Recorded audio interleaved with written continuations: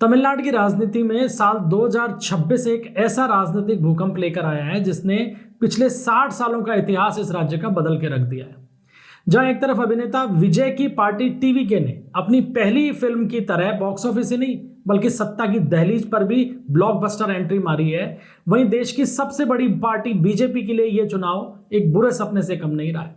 लोकसभा चुनाव के अंदर 2024 के लोकसभा चुनाव में अकेले अपने दम पर लड़कर 11% वोट पाने वाली बीजेपी 2026 के इन विधानसभा चुनाव में केवल 3% वोटों पर सिमट कर रह गई है। क्या अन्नामलाई को नेपथ्य में भेजना पार्टी की सबसे बड़ी रणनीतिक भूल थी?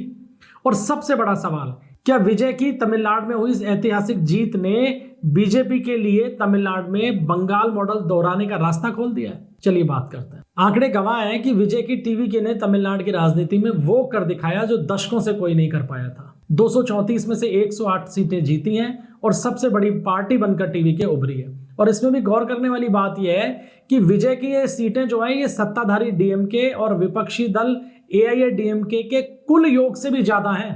विजय का स्ट्राइक रेट करीब 46% कर रहा है, जबकि बीजेपी 27 सीटों के ऊपर चुनाव लड़कर केवल 1 सीट जीत पाई है और उसका स्ट्राइक रेट लोकसभा चुनाव की तुलना में भी गिरकर केवल 3.4% रह गया है। 2024 के लोकसभा चुनाव में प्रदेश के जो युवा अन्नामलाई के पीछे हुजूम बनाकर चल रहे थे, वो 2026 के विधानसभा चुनाव में टीवीके का झंडा थामे नजर आए। अब इन परिणामों के बाद में राजनीतिक गलियारों में चर्चाओं का दौर शुरू हो गया और चर्चा ये है कि क्या बीजेपी ने तमिलनाडु में आत्मघाती फैसले लिए? जिस अन्नामलाई ने अपनी पदयात्रा से तमिलनाडु के कोने कोने में बीजेपी को पहुंचाया, पूरे राज्य को मथ के रख दिया, उन्हें चुनाव से पहले आखिर साइडलाइन क्यों कर दिया गया?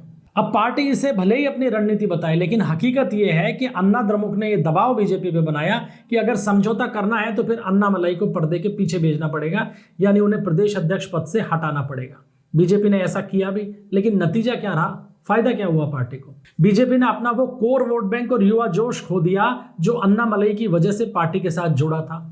बीजेपी ने बंगाल की तरह अपने दम पर खड़े होने की बजाय फिर से एआईएडीएमके की बैसाखी थामी और इसका खामियाजा इन चुनाव में पार्टी को भुगतना भी पड़ा है, क्योंकि इतिहास गवाह है कि बैसाखियां आपको चलना सिखा सकती हैं लेकिन दौड़ना नहीं सिखाती हैं। दौड़ना आपको खुद ही पड़ता है। जब बंगाल में 0 से 200 तक का सफर बीजेपी अपने दम पर हासिल कर सकती है, तो फिर तमिलनाडु की राजनीति में उसे आखिर अन्ना द्रमुक की बैसाखियों की जरूरत क्या है?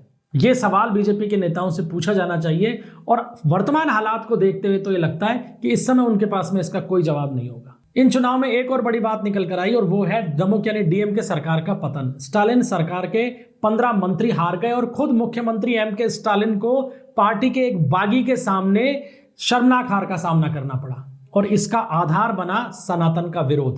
दरअसल द्रमुक के नेता पूरे 5 साल सनातन धर्म पर विपरीत और उलझुल टिप्पणियां करते रहे, उसे बेइज्जत करते रहे, सनातन धर्मावलंबियों के खिलाफ जहर उगलते रहे और इसका असर ये रहा कि धीरे धीरे ही सही लेकिन लोगों के अंदर उनके प्रति एक वितृष्णा पैदा होने लगी। तमिलनाडु भले ही द्रविड़ राजनीति का केंद्र रहा हो, लेकिन 86% यहाँ हिंदू वोट बैंक है और यहाँ संस्कृति और आस्था बहुत गहरी है। और यही कारण है जब सीधे तौर पर डीएमके नेताओं ने कहना शुरू किया कि सनातन तो जहर है, सनातन तो एड्स है, तो जनता ने स्वाभाविक रूप से इसका प्रतिकार सामने आके तो नहीं किया लेकिन वोटों में किया और द्रमुक का जो अहंकार था या सनातन के प्रति जो उनका विरोध था वो अंततः इस पार्टी को ले डूबा और सभी एग्जिट पोल्स को धता बताते हुए विजय 107 सीटें जीत गए और द्रमुक की स्थिति ये हुई कि स्टालिन को भी चुनाव में हार का सामना करना पड़ा, जिसकी उम्मीद तो कम से कम किसी भी स्टालिन के विरोधी ने भी नहीं की होगी।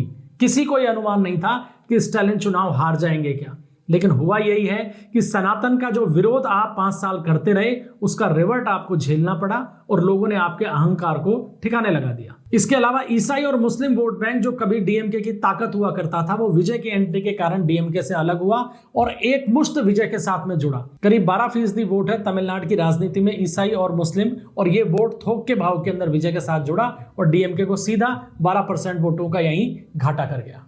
लेकिन जैसा कि प्रधानमंत्री मोदी हमेशा कहते हैं कि आपदा में भी अवसर तलाशना चाहिए, बीजेपी के लिए हार एक नई शुरुआत हो सकती है। विजय की जीत ने वो काम कर दिया जो बीजेपी बहुत कोशिशों के बाद में भी नहीं कर पा रही थी कि तमिलनाडु को 50 साल पुरानी द्रविड़ मुनेत्र कड़गम और अन्ना द्रमुक की जो द्रविड़ पॉलिटिक्स थी उससे बाहर निकाल दिया। यानी विजय ने इन चुनाव के अंदर तमिलनाडु की द्रविड़ राजनीति का द एंड कर दिया। और यही द्रविड़ राजनीति जो थी ये तमिलनाडु के अंदर बीजेपी की ग्रोथ में सबसे बड़ा एक व्यवधान पैदा कर रही थी, क्योंकि इस द्रविड़ राजनीति के नाम पर तमिलनाडु के अंदर जबरदस्त तरीके से हिंदू और हिंदी विरोध का झंडा फहराया गया।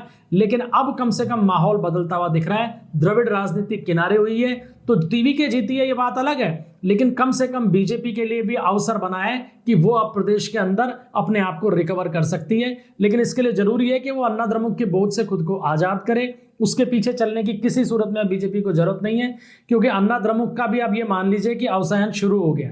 बीजेपी को अब अगले 5 साल बंगाल की तर्ज पर बूथ लेवल पर अपना नेटवर्क खड़ा करना चाहिए, तो निश्चित रूप से परिणाम भी उसी तरीके के मिलेंगे। तो हम ये कह सकते हैं कि तमिलनाडु की राजनीति अब पोस्ट द्रविड़ युग के अंदर प्रवेश कर चुकी है। विजय ने रास्ता साफ कर दिया है। अब ये बीजेपी पे निर्भर करता है कि वो अन्नामलाई जैसे आक्रामक चेहरों को वापस लाकर अपनी जमीन को तैयार करती है या फिर पुरानी बैसाखियों के सहारे ही रहने का फैसला करती है। अब आपको क्या लगता है कि क्या अन्नामलाई को फ्रंट फुट से हटाना बीजेपी के लिए विधानसभा चुनाव से पहले एक बड़ी गलती थी? क्या अन्नामलाई को एक बार फिर आगे लाना चाहिए? क्या बीजेपी को अन्ना द्रमुक से अलग हटकर अपना अकेले आधार तैयार करना शुरू करना चाहिए तमिलनाडु के अंदर? आप क्या सोचते हैं? अपनी राय कमेंट बॉक्स में जरूर दीजिएगा। वीडियो अगर पसंद आया हो तो इसे लाइक कीजिएगा, शेयर कीजिएगा और चैनल को सब्सक्राइब जरूर कीजिएगा। मिलते हैं अगले वीडियो में, तब तक के लिए इजाजत दीजिए। जय हिंद, जय भारत।